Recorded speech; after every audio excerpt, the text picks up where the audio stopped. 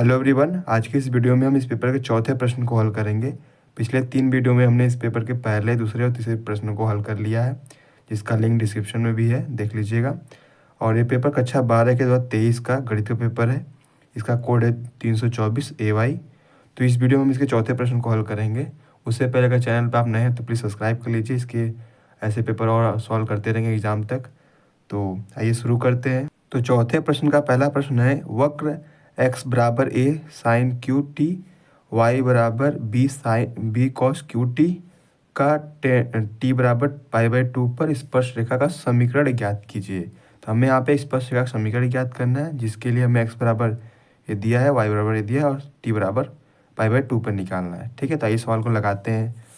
तो यहाँ पे हमने सवाल को नोट कर लिया है समय बचाने के लिए।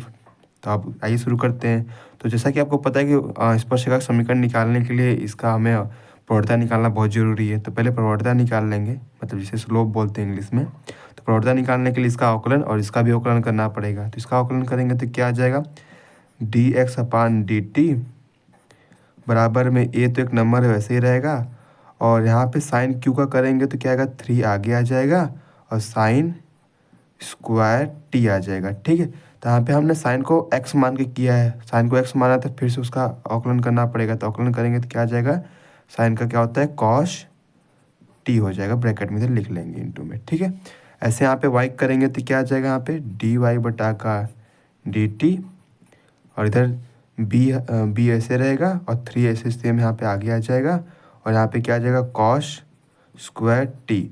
और यहाँ पे कॉस को यहाँ पे हमने x माना है, तो कॉस को x माना है, तो इसको भी अलग से करेंगे तो क्या आ जाएगा, साइन आएगा। कॉस का करेंगे तो यहाँ पे माइनस साइन आएगा, तो माइनस साइन टी। ठीक है, माइनस को हम यहाँ पे आगे लिख लेते हैं।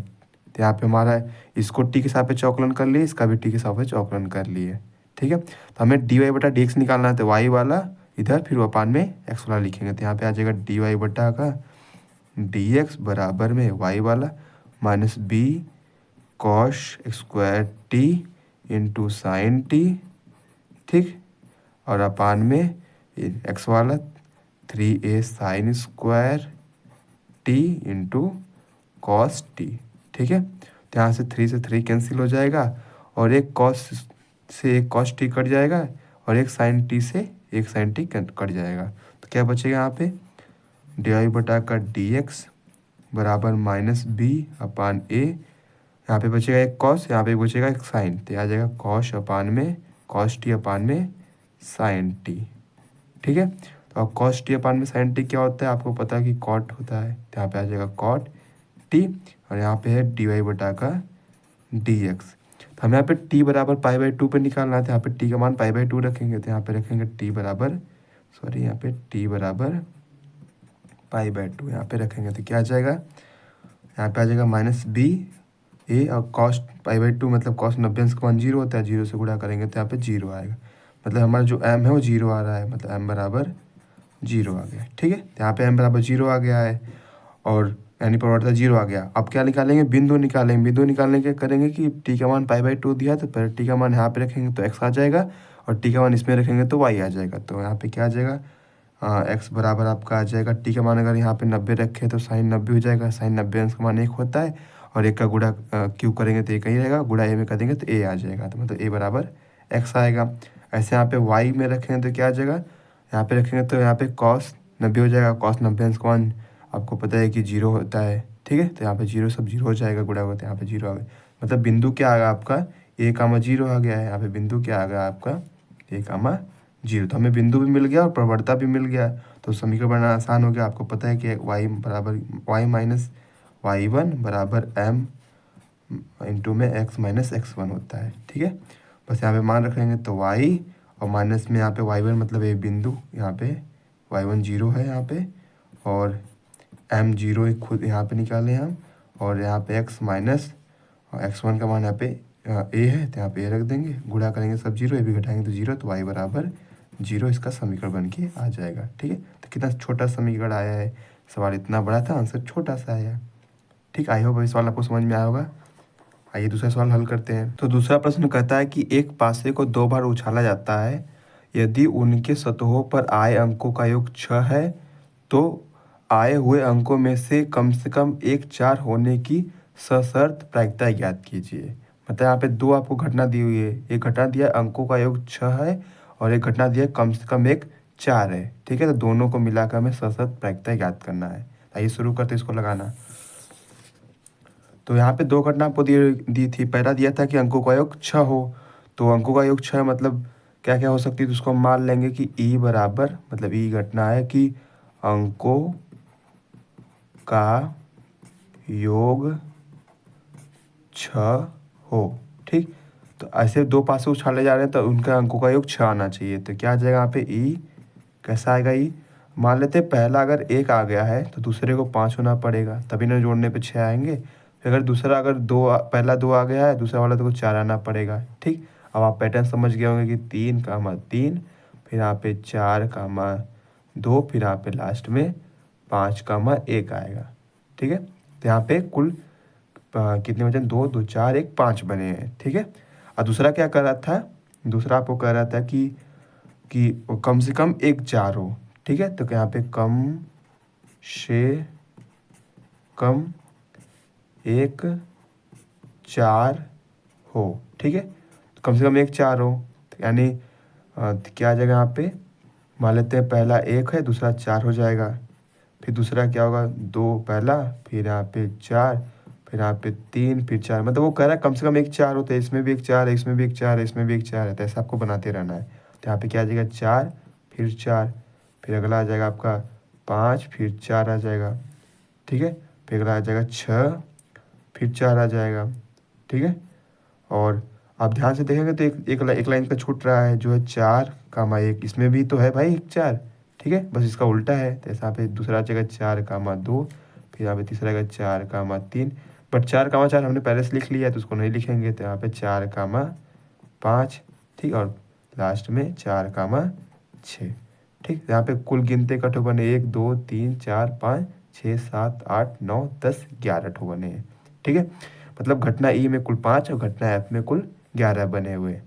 ठीक है, और आपको पता है कि दो पासे को उछालते हैं तो हमेशा 36 ठो बनते हैं। तो ऊपर एस एस दिया हुआ आपका 36, मतलब नंबर ऑफ एस बराबर 36 पहले से दिया हुआ है। ठीक है, और नंबर ऑफ ई कितना है, 5 है, नंबर ऑफ एफ कितना है, 11 है।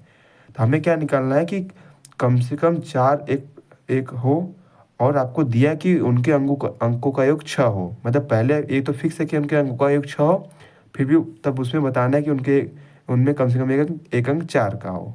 ठीक है ना, तो यहाँ पे दोनों में कॉमन निकालेंगे, पहले दोनों में कॉमन कट हुआ है, तो यहाँ पे क्या कॉमन के लिए क्या करते हैं हम, ई इंटरसेक्शन एफ निकालते हैं। इंटरसेक्शन मतलब कॉमन ही होता है, तो इंटरसेक्शन एफ मतलब दोनों में कॉमन कौन है, तो देखेंगे यहाँ पे 2, 4 यहाँ पर भी है, 2, 4 इसमें भी है, तो एक कॉमन मिला 2, 4।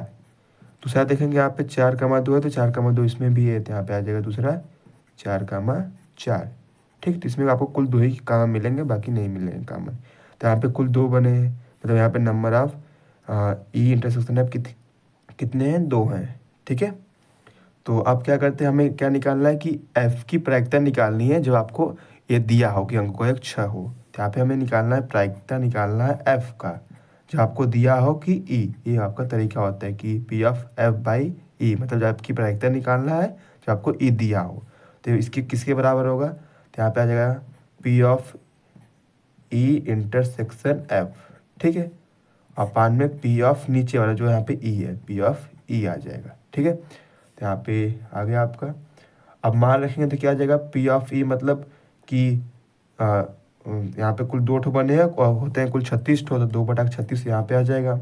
ठीक, यहाँ पे मतलब कुल 2 ठो है, एक और 2 लोग हैं, और कुल 36 ठो हैं, तो 2/36 प्रायिकता होता है। और ऐसे यहाँ पे पी ऑफ ई निकालना है, ई का ठो है कुल 5 ठो है, और 5/36 हो जाएगा, तो यहाँ पे आ जाएगा 5/36, 36 से 36 कट जाएगा, तो यहाँ पे आ जाएगा 2/5। तो प्रायिकता कितना आ गया, 2/5 आ गया।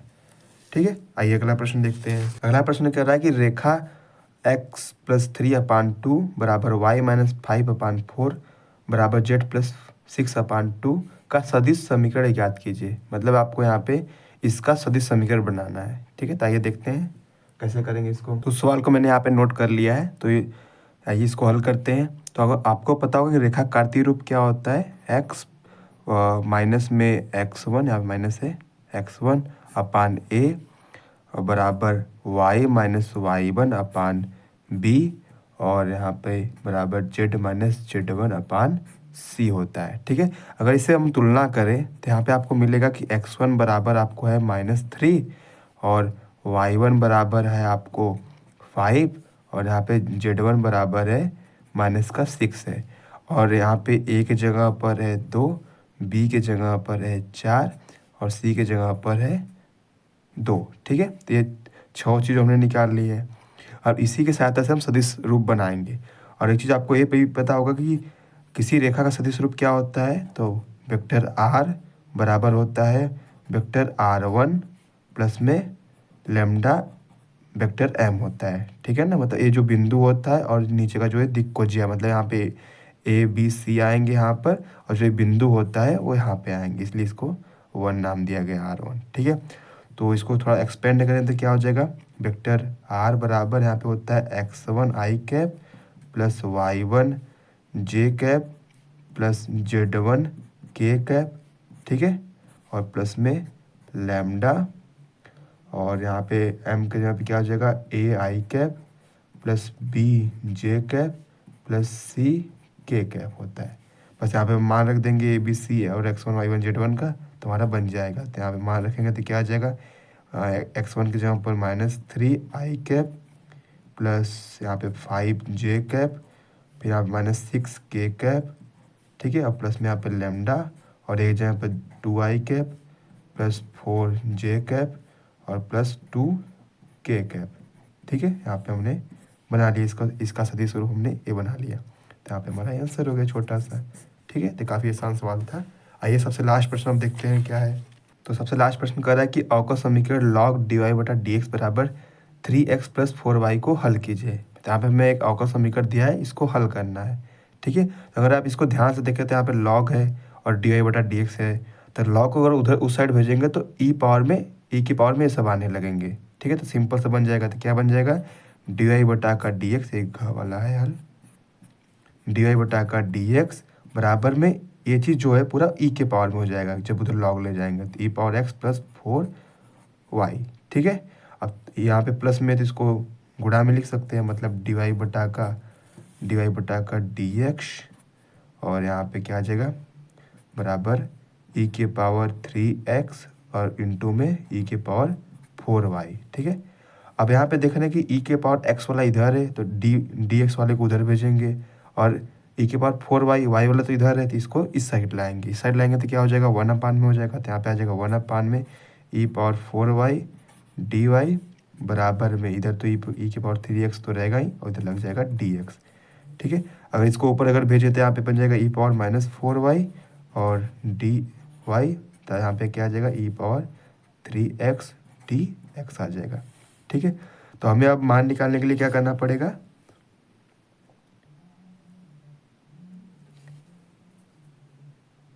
तो अब हमें मान निकालने के लिए क्या करना पड़ेगा, दोनों तक समाकलन कर देंगे, क्योंकि यहाँ पे डी वाई दिख रहा है, यहाँ पे डी एक्स दिख रहा है। जब इसका समाकलन करेंगे तो ये सब दोनों हट जाएंगे, तो दोनों तरफ समाकलन लगा देंगे। तो क्या हो जाएगा, जब समाकलन करेंगे तो ई पावर एक्स का समाकलन क्या होता है, ई पावर एक्स ही होता है, वही सेम होता है। लेकिन यहाँ पे वाई के आगे -4 लगा हुआ है, तो वो नीचे भी आ जाएगा, मतलब बटे में -4 हो जाएगा। सेम यहाँ पर भी ई पावर 3x तो रहेगा, बट यहाँ पे x के आगे 3 लगा हुआ तो भी बटे में 3 आ जाएगा, और प्लस सी लगा देंगे। अब आपको पता होगा समाकलन करते हैं तो यहाँ प्लस में सी लगाते हैं, तो हमारा ये समीकरण बन गया है। तो ये में हल करना था। ठीक है, तो ये भी थोड़ा आसान सवाल था। आई होप आपको वीडियो समझ में आया होगा। फिर भी अगर कोई डाउट है तो कमेंट में ज़रूर पूछिए, मैं जवाब देने की कोशिश करूँगा। अगर आप चैनल पर नए हैं तो प्लीज़ सब्सक्राइब कर लीजिए, ताकि ऐसे और वीडियो आप तक पहुँच सके, और हो सके तो किसी को एक ज़रूर शेयर कर दीजिए, क्योंकि हमारा भी चैनल शुरुआत ही हो रहा है। ठीक है, तो मिलते हैं अगले वीडियो में।